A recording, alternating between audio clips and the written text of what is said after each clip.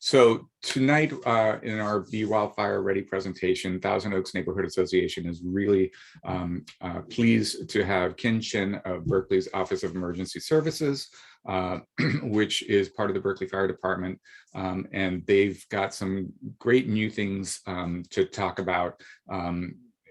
Measure FF has brought a lot of revenue into some great plants that they're doing.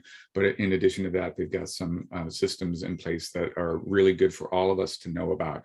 A big part of wildfire preparation or any disaster preparedness is just that notification part. And he'll be talking partly about that tonight. We also have Kerry Davzak. Am I pronouncing it right, Kerry? Okay. Designation, she is with CERT, and she is a CERT district coordinator down in the, I'm going to say, kind of like southwest part of Berkeley, right?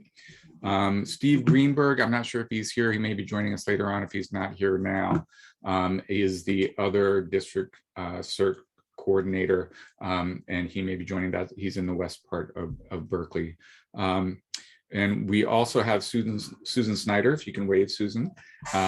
And she also has a background in CERT and has done a lot of CERT training, but also is very involved with Berkeley Mutual Aid. I will also be switching hats from my Thousand Oaks Neighborhood Association hat to represent Berkeley Disaster Preparedness Neighborhood Network, that organization with a horrible name that we're going to try to improve upon, but I'll be talking a little bit about some of the stuff going on there. But we really want to leave a lot of room for Q&A. If you guys have questions, this is an opportunity to ask them. You can put them in the chat, and we've got some folks from the Thousand Oaks board who are going to be monitoring that for us.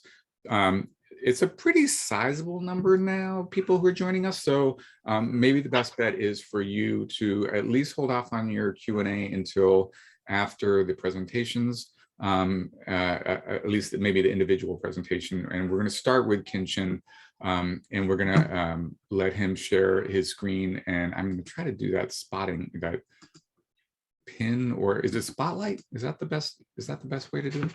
Okay. I know, it's just me now. Okay. Hey, everybody. Hi, my name is Kin Chin. I work for the City of Berkeley Fire Department in the Office of Emergency Services, and I see a lot of familiar faces. I'm very excited to be here, especially with the group who I'm speaking with in terms of our panel. It's really great to have in my life a lot of technical presentations or work with, agencies and partners and official sorts of that nature. But I think that where the real work gets done is here in the neighborhoods, in the community. So with BDPNN, Berkeley Mutual Aid, Berkeley CERT, the folks that you guys have on tonight's a really well-rounded community approach towards what is really something that affects all of us across Berkeley. So Dave mentioned a lot of things, and in terms of what is new and up and coming out of the fire department, out of the city, funded by what our community has valued and put tax measures to, Measure FF. Now, I won't be really talking about much of that. I think our focus is about wildfire evacuation and wildfire preparedness, but a lot of work is going into Measure FF and the rollout of how to use those funds to advance our preparedness in the community. And you will be seeing the fire department and all over the place. And in terms of vegetation management, home hardening, the narrow roads, everything, we're looking at ways to address a lot of these things. But tonight, what I want to do is I want to talk about, I think I have 6 things, and I'll share my screen shortly, and I'll take you guys through that. It won't take me probably, but I don't know, 10 minutes to go through it all. And then I'll definitely be open to having some questions. I know that I've seen a lot of folks here on some of our other workshops that we've had earlier this fire season. But I'll take you through these 10 things. And as Dave said, what better day to start preparing for fire season than the first week of the next fire season, which, because of this big rain, we've ended the fire season and now we're ready to prepare again. A lot of folks are saying fire season is all year round. And in Berkeley, that is the case because we do know that our preparations are never ending. So let me go ahead and jump into my presentation. And all I'm really going to do is show a few websites. So, preparedness for wildfire is something that really has to come to a personal level, at the household level, the family level, for all of us, because we have so many varying needs in our households. And so what I'm going to do is present some of the tools that are available that, the city's been working on, that, that are available out on the internet or in the community.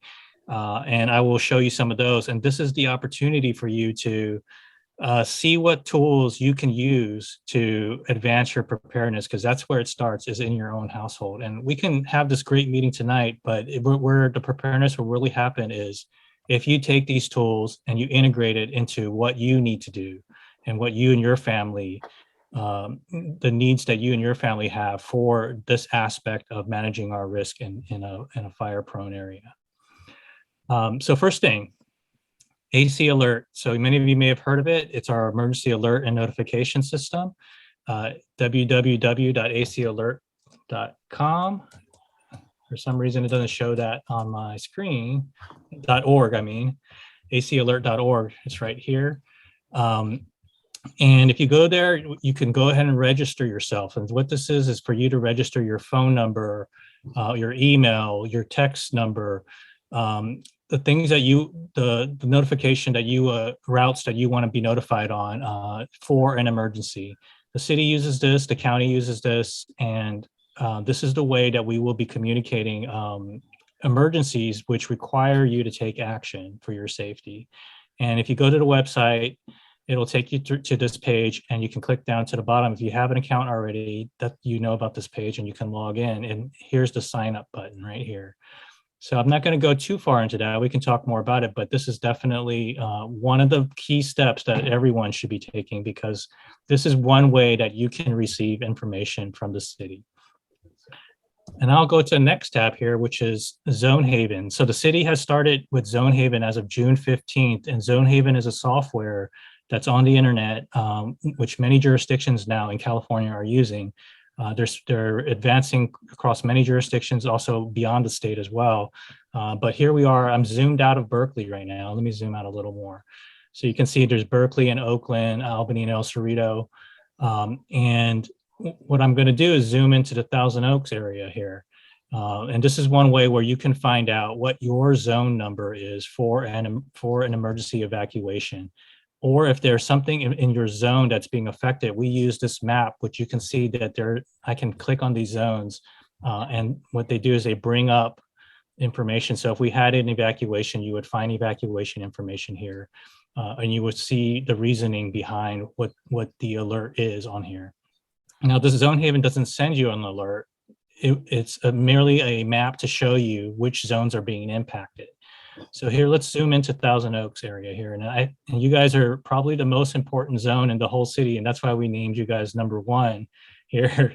It's BERE001. That's a bit of a joke because every zone's important, but the numbering system here is not super straightforward.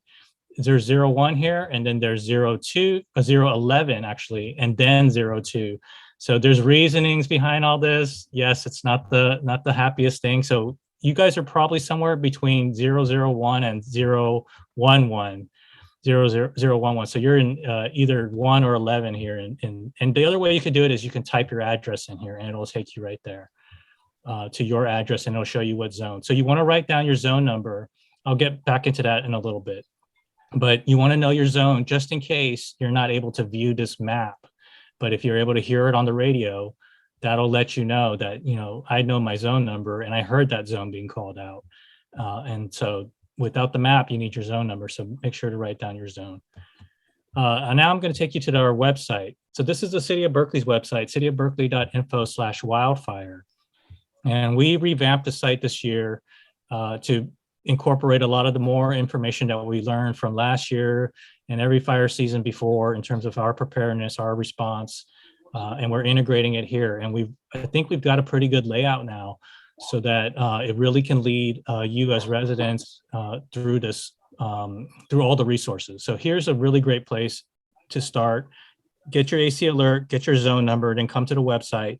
We have a wildfire readiness video series. If you click on this, it'll take you to YouTube with 5 videos that we've made for this fire season, and it'll go through a number of these things, all the details as to how to prepare.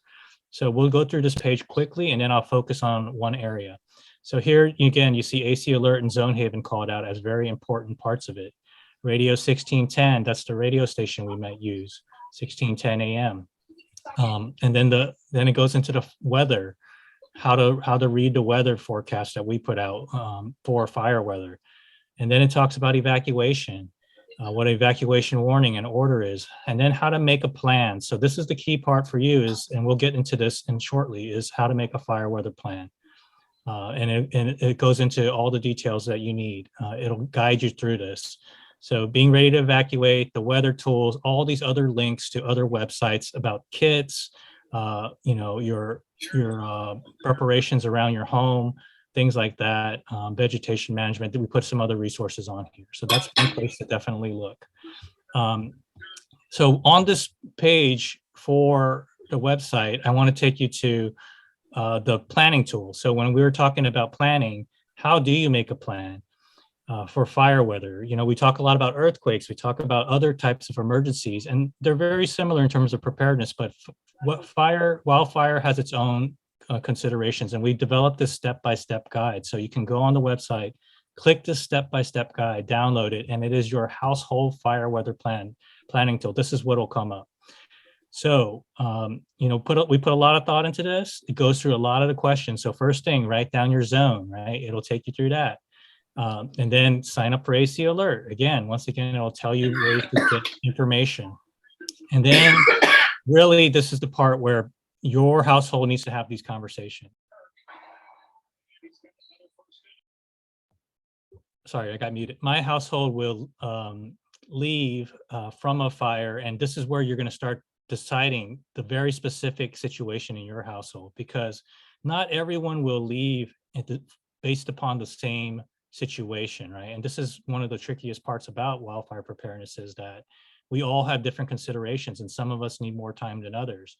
And so this is where, this tool will take you through that. So this is absolutely key for you to get this tool and go through it and see what you come up with your household. And again, the fire department, we're always happy to talk with you if you go through this tool, and if you have some questions, the various details and nuances, please feel free to reach out to us, and we'll be happy to work with you. But that's one of the tools that all households should be working on, and that's on our website once again. Now, the next big thing I want to talk about is the fire weather. So again, on the website, for earthquakes, we don't really have this early warning, right? Like, we don't have a way, when an earthquake happens, it's going to take us all by surprise. We're at most have a minute of warning now that these advanced warning systems are getting up to almost a minute of warning. That's about how much we have. But for wildfire, there's this thing called weather that really impacts what the risk level is for a fire. Because, on a day like today, with the high humidity, recently wet grounds, fire cannot spread as quickly. The winds aren't high, but the two key factors of low humidity and high winds are a part of our fire season, our summer and fall months. And those are the things that trigger a lot of our risk levels. And so talking about the weather is really one of the biggest things. And so here we have on our website, you can see some of the details. Red flag warning to extreme fire weather and to evacuation orders. This is kind of the progression of it all. But I want to talk about, and that's something that you'll work on when you look at your fire weather plan. But when we look at weather, I want to talk about what Berkeley has now done on understanding the fire weather and what we're doing in the fire department. That's different than a lot of other communities. And you haven't heard it a lot out there yet, but we're doing this thing that's called extreme fire weather designation. So you'll hear the red flag warning from the National Weather Service. You'll hear the red flag warning from the county.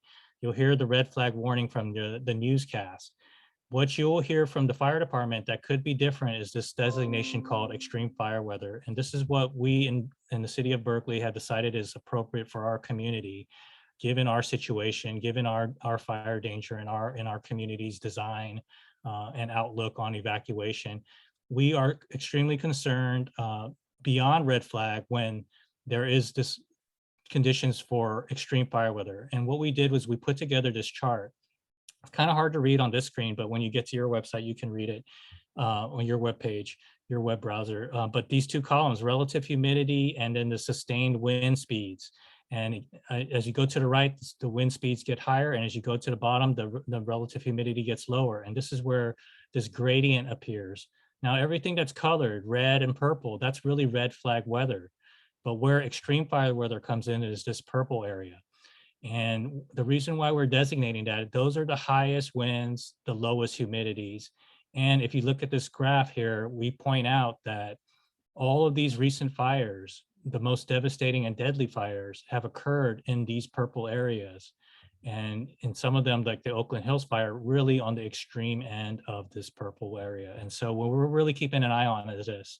Now, you also notice that it's a gradient. It is not, a point and fixed black and white, absolutely right, a designation. So we're going to be making some judgment calls and some guesses. And that's what we're going to have to do as a fire department. And we might be right and we might be wrong, just like the weather forecast. We can't predict it, especially in Berkeley. We see a red flag warning come out and 2 days later, when the red flag is in effect, the fog rolls in and everybody's like, well, where's the fire weather, right? So this is one of those things that when we get these forecasts from the National Weather Service and they give these red flag warnings and they estimate these, we get a spot forecast for our own locations in Berkeley, up on the hill, on the flats. We take multiple measurements. We take measurements of our own and we figure out, are we designating this an extreme fire weather day? And that is another trigger for you to use in your plan, because you can see a red flag day and you might think, well, I'm pretty good and pretty quick about getting out, I'm just going to wait. Or you might see this extreme fire weather coming. And this is the case where there will be very, very little time if there is a fire that starts. And so you might consider, and this is what we are recommending. We are recommending that folks who need a lot of extra time to leave, or who have specific circumstances or reasons why it would take them longer to leave, in an evacuation order, to leave even before a fire starts. And that is when this extreme fire weather designation comes into effect. So that's the other point that I want to make. And now lastly, before I turn it over to the others, I just want to point out this website, which is a Twitter feed from the National Weather Service. So National Weather Service Bay Area, NWS Bay Area. And if you go to twitter.com, NWS Bay Area, one word, it'll take you to this Twitter feed, or you can just search it, NWS Bay Area Twitter. I use this website like almost every day, especially during fire season, to just check to see what the Weather Service is putting out there. We get some alerts that come before this type of service does, in terms of them putting it out to the public, just because we are responsible for emergency response. But they are pretty quick about it, and they share information, and they are very they make it a point to try to keep our communities safe by fulfilling their role in predicting the weather. And so right now, what you would see on this website is all about the rain, all about the flooding, all about the upcoming precipitation or rock slides or landslides and stuff that happen because we have just had that big storm. But during fire season, you will see the red flag warnings. You will see them predicting it days out, because they will first put a watch out and before the warning. So a watch is where they're saying conditions are shaping up, keep an eye out because this may come. And then the warning is when they have higher confidence that the weather will materialize. But this is a website that I recommend everybody bookmark and keep an eye on during fire season, especially. It's just been really, really good over the last few years. They just keep getting better in terms of putting the warning out. So with that, I'm going to turn it back to Dave for the rest of the program. Thank you so much. So lots of great information. We'll be sure to share. There were a lot of URLs that were thrown out with great information, and we'll be sharing that in a couple of ways.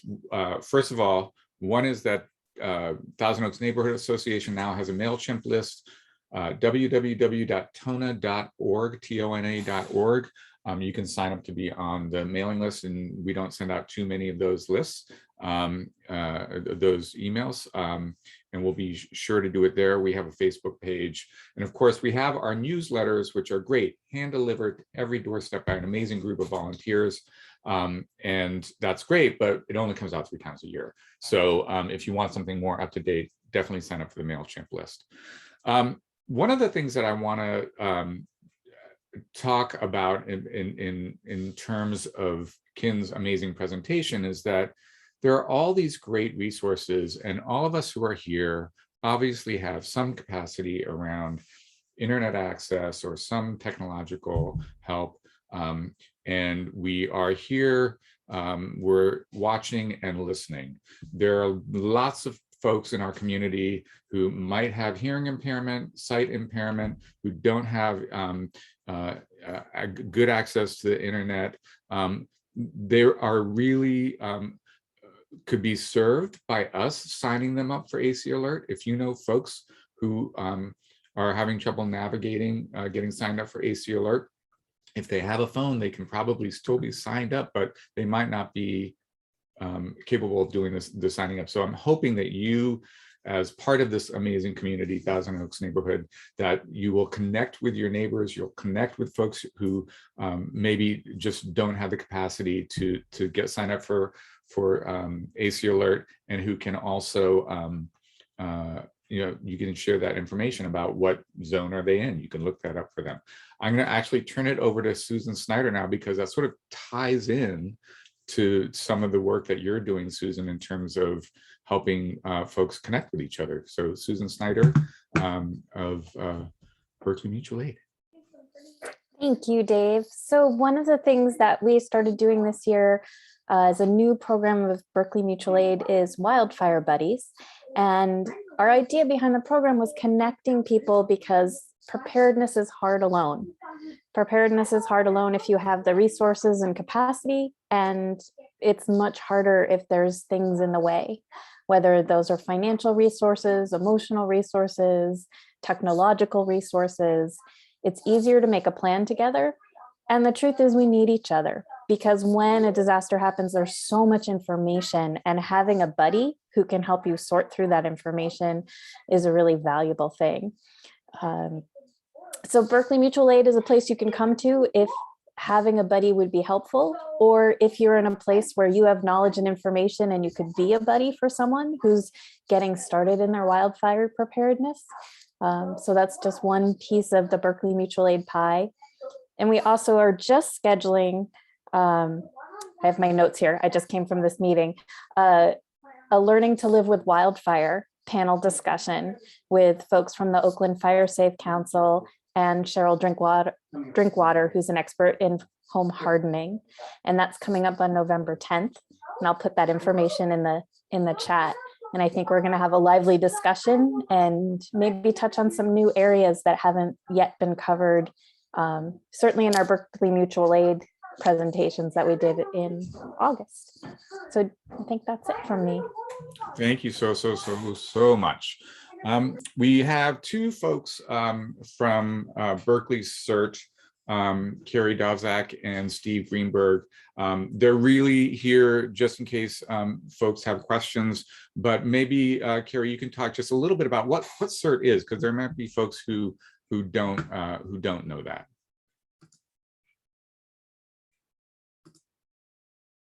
Oh, I think you're muted. Okay. I've just unmuted. There we go. Hi, everybody. My name is Kerry Davzak. And yeah, it's Community Emergency Response Team. And it's a nationwide program that was developed by, originally by a firefighter in LA, but now it's a national program that's run through FEMA. And City of Berkeley has had a CERT program for a pretty long time, probably 25 years, right, Ken? There's something around there. When I moved back to Berkeley in 1998, I started taking CERT classes again and have been taking them since, and now I'm an instructor for the city.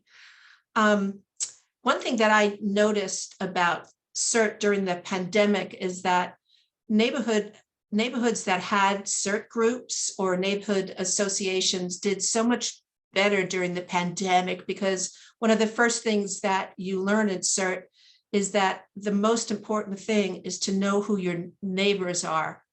Dr. Lucy Jones, who is the geology goddess of the United States from Caltech, she said, knowing your neighbors is the most important thing you could do in a disaster. And so our CERT program here in the city, we teach free classes, and we have a core group of classes, and you could look this up on the FEMA site or on our own fire department site. There's a link to CERT. And so we teach classes like disaster preparedness. That's our first class.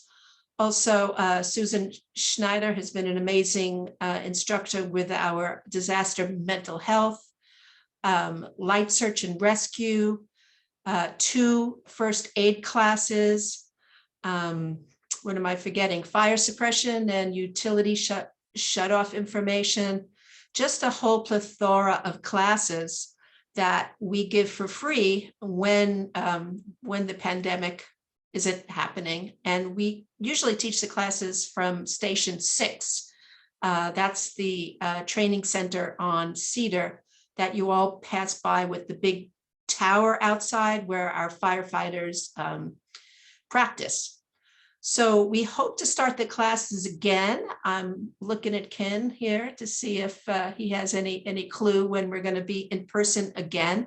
So I hope that you all come out and become trained in these different CERT classes.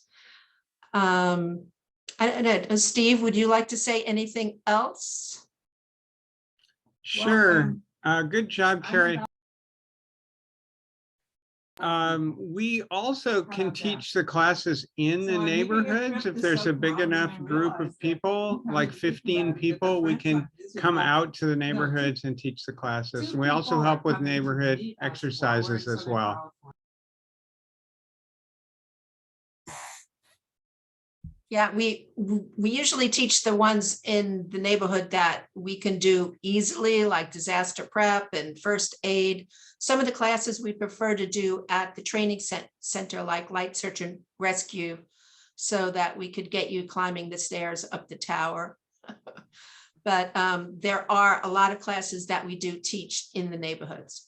And what do you think, Ken? Is there any timeline about when we're going to start the classes again? Yeah, great job, you guys, in terms of giving the overview. I mean, yes, it's just, CERT is just, again, training folks for adding more tools. So more skills, more tools, more ways to think about how to prepare yourself. Yeah, so the fire department, unfortunately, we haven't been able to keep up with this training during the pandemic. The in-person aspect of it all, the impact that COVID has had on the fire department and our response capacities has really sucked up all the resources. And in our training facilities, really not built for COVID. If all you folks have been there before, we've always packed into a room and really, gotten close and talked about things right up with each other. So we're working on it. We're thinking about a hybrid model. We're about to roll out. We have the online trainings that are really hosted by the state of California on our website right now to get you started on kind of the curriculum. But the in-person aspect, we're almost there. We'll see. I mean, we were probably going to be there in June, and then, July, and then, COVID takes a swing for the worst. And so we got to just keep an eye on that for public health, and then we will be right back in it when we can.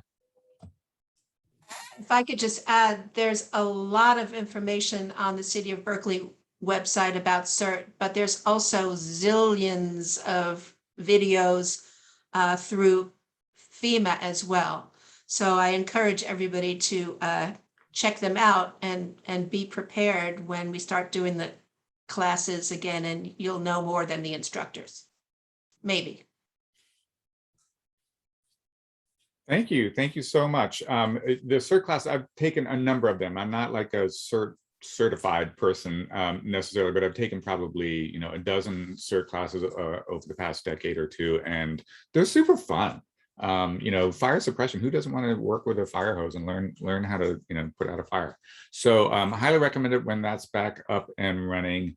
And there are lots of programs that the city offers that kind of come and go. You have to sort of pay attention to them in terms of working to try to help individuals in neighborhoods get ready for a disaster.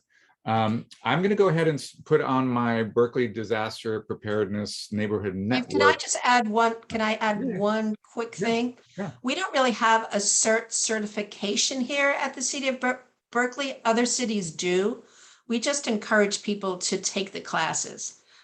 Sometimes when people hear, oh, I have to get certified, it scares them away. So we don't really have a CERT certification where you get, a member card and stuff like that. We just want everybody to learn what they can about disaster preparedness to help their neighbors. That's all. Thank you. Thanks for that clarification. I really appreciate it. Okay, so Berkeley Disaster Preparedness Neighborhood Network. One of the things that I want to talk about, basically this is an organization, it's a nonprofit that works to help individuals and neighborhoods connect with each other. As Kerry said, our mantra is the number one best thing that you can do to save a life in responding to a disaster is getting to know your neighbors, so that when that disaster hits, you're there for each other. They're looking out for you. You're looking out for them. That's true on a individual level, on a household level, on a neighborhood level, and then us as a community in the city of Berkeley. Obviously, disasters don't pay attention to city boundaries, and Berkeley Mutual Aid takes it at that city level as well, trying to help people in a pandemic, but even beyond that, connect with each other, to support with each other. So I did want to share my screen so that I can talk a little bit about my InDesign project that I was working on. No, BDPNN. So this is our homepage. And on the homepage, if you scroll down to the bottom, one is that there's a link to Berkeley Mutual Aid, but right under that is this sign up for to get one of our free Go Kits for seniors and people with disabilities. So if you click on that, it takes you to this page where we talk about this program where we got some great funding to produce these Go Kits that help people prepare for a disaster, and they're free. We don't do a needs assessment. We don't care whether you can afford a kit or not. We're just giving them, and they're specifically targeted to seniors and people with disabilities who live or work in Berkeley. And if you, basically it goes over the program, what's in the kits, what's not in the kits, but this little link here will take you to a sign up form so that you can sign up to get one. And part of the process of getting a Go Kit is the education that goes with it. Figuring out what you should be putting in the kit that's not already in the kit. I'm not going to go into great detail about that, but I think what we've all discovered in terms of preparing for wildfires is that these evacuation kits can be really important because these wildfires can move much faster than any of us ever thought before sort of these amazing wildfires have started hitting the Northern California area. The city of Berkeley, I really want to commend them. They recently did some amazing drills. One was sort of preparing for a drill, one was sort of a virtual drill, and then another one to actually let's pretend that there is a wildfire breaking out. They use the AC alert system only by email, not by phone, but and then they also use that Zonehaven. So if you sign up for AC alert, you get a notification that says what zones are being affected. So might say, oh, we're kind of worried you might want to pre-evacuate. In other words, if it's going to take you a while to evacuate, you might consider doing it before your area is officially ordered to evacuate. So if you have mobility issues, or you just have to wrangle up your cats, literally or figuratively, those are all things to pay attention to, because they're going to take you more time to do it. So BDPNN's Go Kit fits within this overall disaster preparedness plan. And so we have these Zoom sessions, we have phone sessions where we talk with folks and have a dialogue, right? Because it's not really just about us telling everybody what to do, but really having that engagement and that conversation about what is it that you're going to have to do to have a Go Kit that really works for you as part of an overall disaster preparedness plan that works for you as well. So I highly recommend that if you fit into those demographics, to get a free Go Kit. Hey, it's a great deal. It's a wonderful Go Kit. The other thing I'm really hoping that I can reach out to the community of people who are here is to, reach out to your neighbors who might not know about this program. We still have quite a few Go Kits left. It is a sort of only while supplies last kind of thing, but we really want to make sure that those who are really going to benefit from a free Go Kit program know about it, sign up, engage, and have that conversation about how something like this can really be a part of a disaster preparedness plan. The drills that the city did, I think, were really great, because the people who followed through and literally went through the process of responding to this, fire evacuation started seeing some of the logistical issues that they were really going to have to grapple with. Right. So one, it gives you muscle memory so that when you're in that panic state of a real disaster, you will have already gone through the steps of gathering up your loved ones, gathering up the things that are important to you, getting them all out into the car, figuring out how to go someplace. Those things, everyone who participated and shared their experience, the number one thing that was really fascinating was like all the people were like, I didn't even think about the fact that my cat's an indoor-outdoor cat, and I hadn't done sort of that pre-planning of making sure that my cat was inside when it was an extreme fire weather day, or even just a red flag day. Maybe if your cat's indoor-outdoor, bring it in. Sometimes we kind of forget. I mean, our pets are our family, and that's an important part of making sure that we're all going to be able to get out safely. And then the other part is getting used to that Zonehaven thing, right? So Zonehaven, it's very new. It can be a little bit overwhelming. There are all these letters and numbers, and it's a new, what does this have to do with the other fire station zones and all that kind of stuff? It's, I think the city did a great job of explaining the reason for Zonehaven, of course, is that it's a much more targeted approach to helping people prepare for an evacuation, but also then to evacuate, knowing when it is.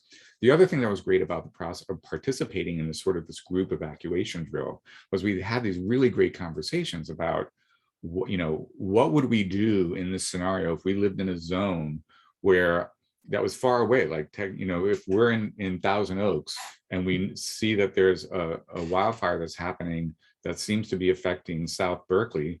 One, we're going to be preparing ourselves in case it spreads rapidly enough to affect us. We're also probably going to connect with the folks that we know that we're connected to, our community folks down there.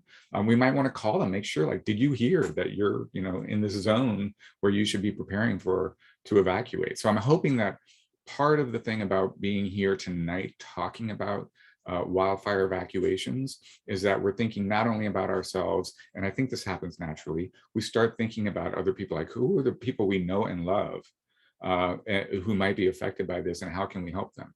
If this struck in the middle of the night, you were, all your disaster preparedness, number one, and you got your AC alert, and you were woken up by your phone, which you kept by the bed because it's an extreme fire weather day, and so you did at that time. How are you going to address the folks in the neighborhood who are hard of hearing, who might have sight impairment issues? The city of Berkeley is hoping to install some siren alert systems, and that's not happening yet. So what would you do? Would you go out and turn the alarm on your car and just set it off and do that with some neighbors so that people couldn't ignore the fact that yeah, we need to be evacuating or getting ready to evacuate. So having those conversations ahead of time is really important. Helping your neighbors get set up to get those alerts, or having the conversation with them when they say, I don't have a smartphone, I haven't figured out one of those things, you know, is it okay for me come over there and just, you know, have a spare key and go in and get you? Do we have that level of trust where we know each other? We don't have to love all our neighbors as much as I'd love to believe that we can all, you know, get along and love each other. But if you know your neighbors and have that conversation ahead of time, it's a great way to feel like some level of preparedness, but also having some redundancy, right? Some of us go out of town. So if you are solely responsible for this one person next door to you, if you're going out of town, there should be other people. So hopefully we're all coming together as a community to do that kind of stuff. And I think Thousand Oaks, you know, is such an amazing community in terms of people looking out for each other, people caring about each other. But it is really easy to get overwhelmed around disaster preparedness issues, to feel like, oh, it's just too much, I can't have that conversation.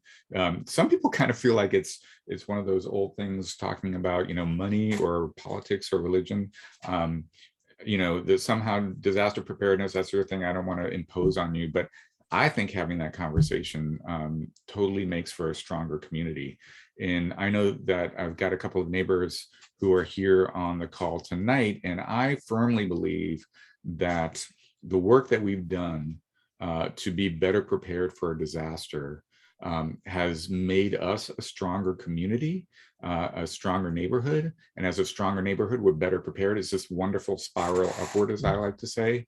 You know, we have sort of a 3-block area here, and we've done a lot of work to prepare for disasters. And an important part of that work is our neighborhood block parties, sharing sangria and food and all that kind of stuff. And while we're in a pandemic and some of us are very nervous about having that kind of connection, we're kind of lucky that we also have other ways of connecting. We have, you know, Zoom sessions, and we have phones, and we can share the newsletter. I love the fact that Thousand Oaks Neighborhood Association has a printed newsletter with wonderful hand-drawn illustrations that gets delivered to every single house, over 1,800 homes in a Thousand Oaks Neighborhood Association.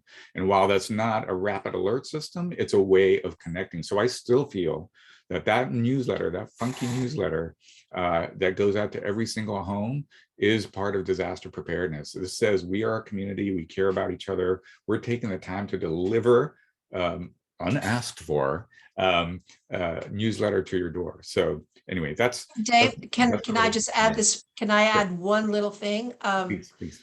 Not only communicating with your neighbors in the neighborhood, but if you are evacuated at 3 a.m., where are you going to go? So also communicate with your friends outside who live. I have friends that live in Napa, and so they know that if there's a fire danger, that I'm going to be at their door, and vice versa. If there's a big fire in Napa, they've made plans with me to come here.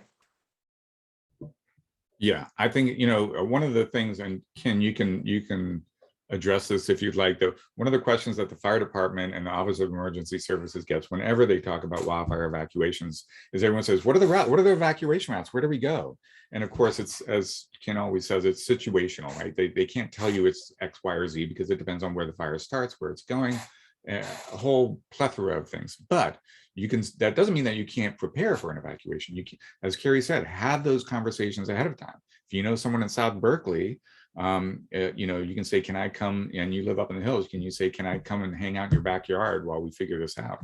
And the same way, you know, I'm hoping that, you know, we can figure out, you know, ways that we can support each other. So one of the big issues around wildfire preparedness is that we have what are often called, I'm going to get it wrong, but it's basically planned power outages by PG&E, right? So they want to try to prevent their equipment, which has happened, as you know, from sparking wildfires. So if high winds, they might plan some power shutdowns so that they can avoid that from happening.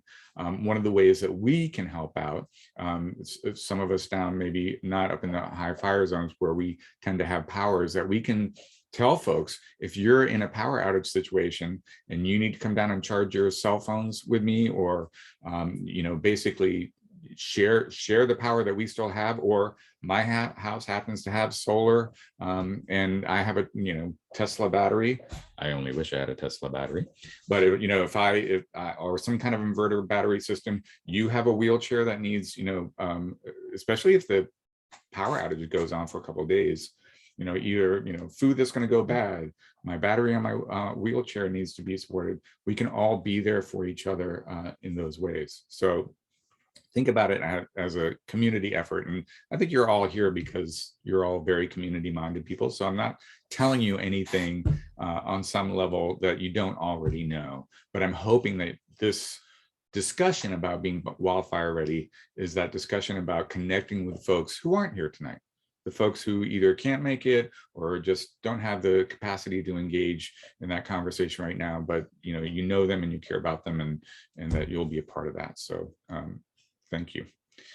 I know I've been like ranting. This is my community spiel, so I'll stop, and I don't want to repeat myself. I don't know, Martha, if there have been any questions.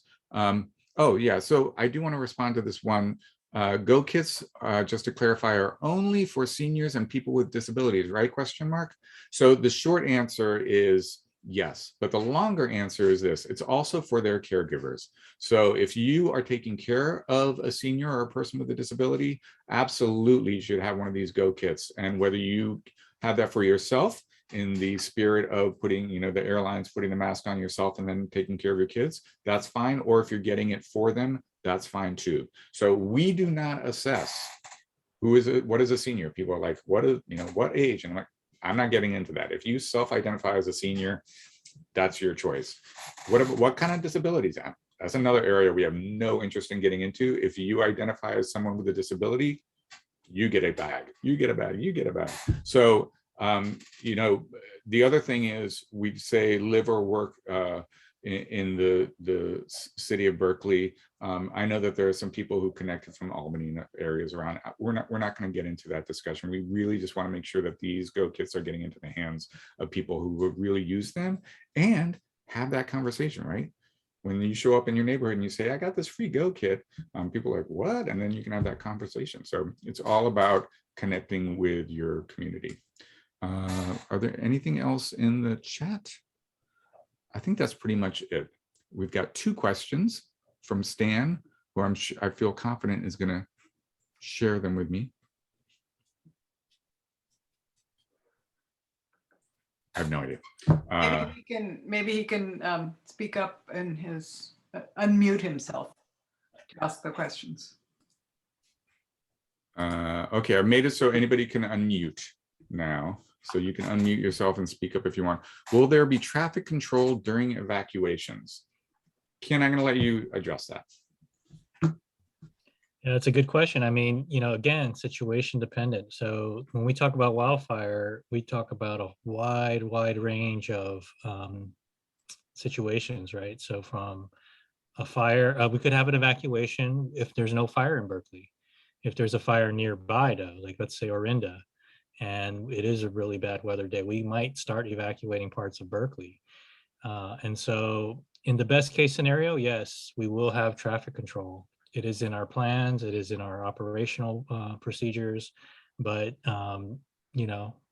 we got to be ahead of it then, right? So then there's the worst case scenarios, right? When we're not ahead of it.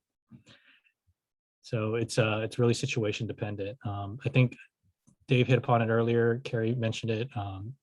Doesn't mean you can't plan for this. It feels unknown, but giving yourself options, knowing more than one way out of your area, having ways out that you pre-plan and and those are the things to do. The other question is about the City of Berkeley's wood chipper program. The city helps homeowners better manage vegetation on their property through the fire fuel chipper and vegetation debris bin program. Got the name full on there. But they're only open to certain high risk areas and aren't really available to those of us who live here in Thousand Oaks. One, why is that? And two, even if there's compelling reason, what then can we do if we need support to manage our own vegetation? I have a partial answer. I think I'm not an expert in that program, and there is a website for that in the city, which has the brochure and everything about it. But I believe that those areas that do get the chipper program actually pay a special assessment in their taxes to pay for that program. And as Dave said, it's a specific areas. You guys are really on that border of what we have our fire zones. Fire zone 2 and fire zone 3 is Panoramic Hill. Fire zone 2 is most of the hill, and then fire zone 1 is the least fire prone area, and that's most of the flats. You guys are right there on that border. Some of your houses may be in fire zone 2, but I think most of them probably are not. Any thoughts on what you would recommend to an area that doesn't have that program? We know we don't pay for it, we don't have it, but if we feel like we need support in our vegetation plan, any thoughts? I don't know if I have one from the city. The city, I mean, you have your green bins, you have your, you can order extra bags and stuff like that, but that's not going to take care of large chunks of vegetation. If you're talking about really big vegetation, and I don't know if this is an option, but some groups have applied for grants. There are grants out there from the wildfire protection districts and the fire safe councils and things like that affect all of Berkeley, Oakland, and El Cerrito, all these other areas that have wildland interface. And some of those grants, they are looking for people to give these grants to. So as a group, that might be something that Thousand Oaks Neighborhood Association looks into. Yeah, and I do want to say, I had to take my squeaky toy away from my puppy. I do want to say that Susan Snyder's event on November 10th will include people from the Oakland Fire Safe Council. So this is a group of folks in Oakland who applied for one of those grants to really organize. They have an amazing newsletter. It doesn't matter that they're in Oakland. I highly recommend that you go on their site and get their newsletter, because they always have these great ideas and events and programs that I highly recommend. But basically they were just a bunch of concerned residents who said, we're in this super, high fire danger area. What can we do to organize as a community? They applied for this grant and got it. And I'm sure a big part of that is, addressing the fact that they got all this, fuel. Bye, Kerry. Thank you so much for coming. And I'm glad that you're getting to reunite with your kid. Someone asked me, do folks at the Center for Independent Living and the senior centers know about the Go Kits? Yes, we've been working with a number of programs, collaborators, Lighthouse for the Blind, Center for Independent Living, the various folks from the deaf community, and lots of groups up by Ed Roberts campus. That said, please help me get the word out. So if you have suggestions for other groups that we can collaborate with, please feel free to email me. There's a question right before that. Will roads be closed off during an evacuation? Sounds like a kin question. Yeah, I mean, once again, situation dependent. This is really, so roads can get closed for a number of reasons, right? They could get blocked by falling debris or trees or power lines. They could get closed for one-way traffic, which would ease for the purpose of getting people out of the hills, or for the purpose of getting fire engines and personnel up the hill. That could happen. So yes, there is a bunch of unknowns there. And, this is actually really one of the major ways that we came up with our recommendation to leave the hills on extreme fire weather forecast days, even before a fire starts. So even if you're quick to be able to get out, one of the biggest things is that there is no way to be certain of which roads will be open, which pathways will be available to you. And this came up during one of our drills, and it was a member of the audience who brought this question up repetitively to me, actually, during this presentation. And I spoke to her afterwards, and we both really came to the same conclusion, which is what, because I didn't have an answer for her uncertainty. She wanted to know if Cedar Street would be open. And there was no way for me to tell her that it would be open. But the realization that we both came to really at the same time, and really how to say it to each other, was that if the only way to be certain is to not be there. And so that was the realization that came to her. She decided that, you know, on the worst weather days, she's just going to find another place to stay. And that's her certainty. She doesn't need to know about Cedar Street anymore. And so that's one of the things about roads closing. That's a great response, I have to say. Because the other thing that I want to talk a little bit about is that in our Go Kits, we worked with the Berkeley Path Wanderers Association to include one of their maps. And an important part of that is because there are these, you know, over 150 paths in the city of Berkeley, and some of them could be really helpful in an evacuation if the road, if, you know, certain exits or certain roads are blocked or whatever. But it's also just a great map of Berkeley. If if we have issues with our phones, if you are evacuating and you leave your phone, you know, we're all sort of dependent on these smartphones to guide us with GPS and Google Maps or whatever. If you don't have that, or it's not working, remember we used to have these things called printed maps? Well, Berkeley Path Wanderers has a great one. Remember we used to all have those Thompson books, you know?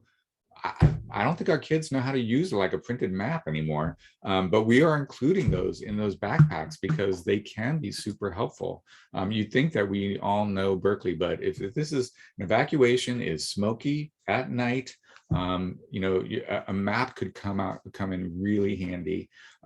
So I highly recommend it. There are some other great things in there in the Go Kids. So if you're interested, even if you're not eligible for the program, go to the link that we put in the chat for the Go Kits, because they talk about, that page talks about what's in the Go Kit and what's not in the Go Kit. And that might help guide you in putting together your own Go Kit as well. So I highly recommend that. It's now 8:02. We're going to try to keep this up to about an hour. I think we're sort of wrapping out our meeting and our Q&A. Does anybody else have any questions that they might have? Okay, well, I think we're going to kind of wrap this up. A huge thanks to Ken for showing up on another one of his evenings. You do a lot of stuff in the evenings. I hope you get to like take some time off during the day, go for a dog walk or something. Dave, yes. you have one more question in the chat. Is there any plan for narrow streets? I think this probably ties into the same thing, but Ken, why don't you? Yeah. So narrow streets, I mean, that's one of the biggest reasons why we need to do this preparation. And at the same time, we've known about this issue in Berkeley, I don't know how many decades, right? Like, you know, it's always been these narrow streets, and it's always been in fire prone areas, and how we deal with it is really a community choice, right? And so we have not, as a community, fully address this issue by any means. And that's one of the reasons why it's so important for us to have this designation of extreme fire weather, to be ahead of this, and to really advance all of our preparation, and then to get community members' mindsets to be ahead of a fire, is because of these narrow streets. Now, what is the city's plan with narrow streets? That's a very good question that I don't have the answer for, and it's not going to be up to the fire department to decide, because it's really a community's choice, right? Because what we have are conflicting values or needs of parking, of building housing and accessory dwelling units, of, you know, vegetation management and clearing the roads, and we want trees, we want vegetation, or what do we want? So this is, you know, I'm really I'm not trying to avoid the question, but what I'm saying is that, like, it goes beyond just the area of fire safety. If it was up to fire safety and we paved the entire hill in concrete, you know, it wouldn't be the same place to live, right? But that would be the safest fire safety route in terms of non-flammability, right? So we have to achieve this balance. I don't know where it's going. The fire department's working on various programs to, we did some pilot streets with the transportation division to remove some parking. Some were successful, others had a community conflict with the plans, and, you know, some of them moved forward and some didn't. But overall, as a community, we don't have this addressed yet. So our aim has been, while everybody's working on this from their various perspectives on narrow roads, the fire department's going to push for getting ahead of it in preparation, get your household set up, get that plan, get the alerts, all the stuff we talked about earlier. And, we're going to be as ready as we can.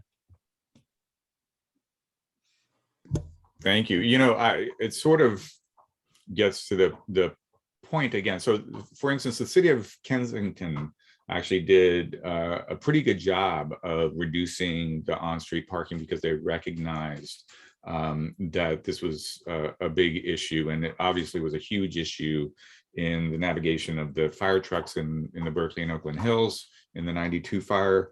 Is that right? 92? Yeah. And it is a political thing, right? I mean, basically the city of Berkeley hasn't been able to make those kind of changes, and you see these discussions continuing around the fact that people want to build more housing as ADUs up in the hills, but that's going to add more cars and more parking issues, and so it gets really complicated. And as Ken said, it's not so. The issue is, if you are really concerned, even if you hadn't thought about it before, but if you live on a narrow street, maybe you think, oh, you know what, on a fire day, if I have capacity, I'm not going to be at home. I'm going to go down and hang out with my, my friends down in Emeryville or whatever. But I think the number of folks who are thinking about pre-evacuating on these extreme weather days just keeps going up and up. And it's because they're recognizing there are certain things that they're not going to have control over, and they'd rather have that certainty of knowing that they're not there. I mean, it's still a struggle. You're leaving a home behind, and that's a hard thing to do. But the obviously life and safety kind of trumps a home. Okay, thank you everyone. And I think I was starting to say thank you to Susan Snyder, both CERT and Berkeley Mutual Aid, and to Kerry and to Steve. Thanks to the TONA board for being here and helping manage everything, and for just being there and doing all the amazing work of making Thousand Oaks a great place to live. And I'm just so happy to be your neighbor. So thanks everyone. And I'll stay on for a little while. If anybody has any specific questions, I'm happy to hang out for a little while. I've got a dog with a squeaky toy, but other than that, I'm here.